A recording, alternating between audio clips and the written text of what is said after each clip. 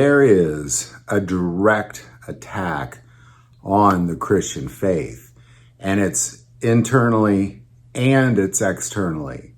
But it's definitely unlike anything we've ever seen, and we have to wake up to it and really put on our spiritual eyes to see really what is happening here.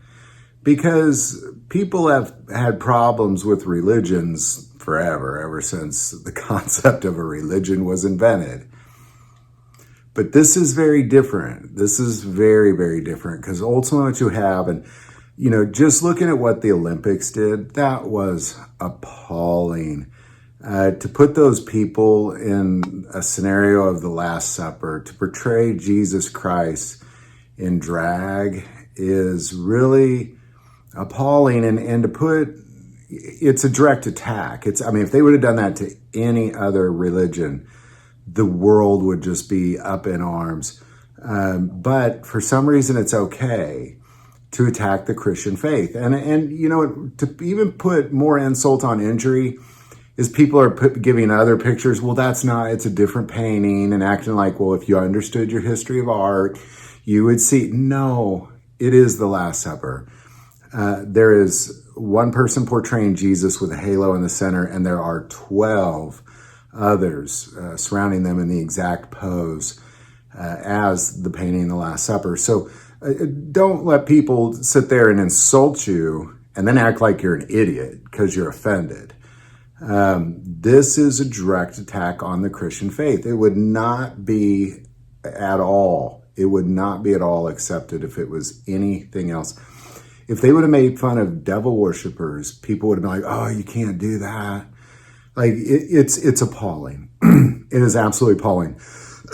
But the worst part is that kind of attack is expected. To say the least. It doesn't surprise me. Let's put it that way. The one that I think is the worst is the internal attack. That's the one that is by far the worst. Is what you have satanic devices infiltrating the church. Now, the church, in quotes, and I'm talking about the building, I'm talking about the people. We are the stewards of the Christian faith until Christ returns. And some people are doing an okay job at it, and most are doing a terrible job at it. And internally, what you have people coming into the church, and they're bringing in their politics, and they're bringing in what they think the world should be doing as far as having laws, and like they're really kind of plugging in their own desires of the world into the church.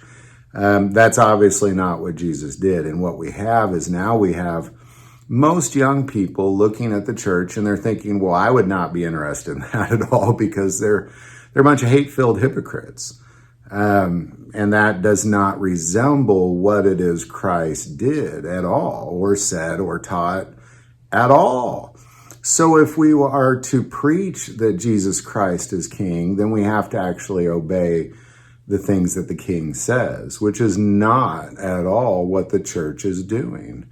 And if you read Matthew 24 and 25 as just one conversation, what you're going to find is that most of the church, when there is the separation of the sheep and the goats, most of the church are going to be the goats, and they're going to go off into everlasting punishment because they're not doing the things of Jesus Christ. They're doing the things of their favorite political party, or they're doing the things that make them feel better and make them feel safe. Like really a lot of hateful, racist things, a lot of terrible things, really. And ultimately what you have is externally, you have people completely hating on the church because that's what they're seeing. And then you have a church just lighting it all on fire from the inside. And then you have a few who are looking at it all just going, this is messed up. This is some crazy stuff. There is nothing good. You just find these little tiny pockets of remnant of people really doing the things that we are meant to do. And that's it. Outside that's what you got. You have externally people just absolutely hating, mocking, making fun of the Christian faith. You have people on the inside just lighting it all on fire. And then you have these tiny pockets of individuals who are actually doing the things of Jesus Christ.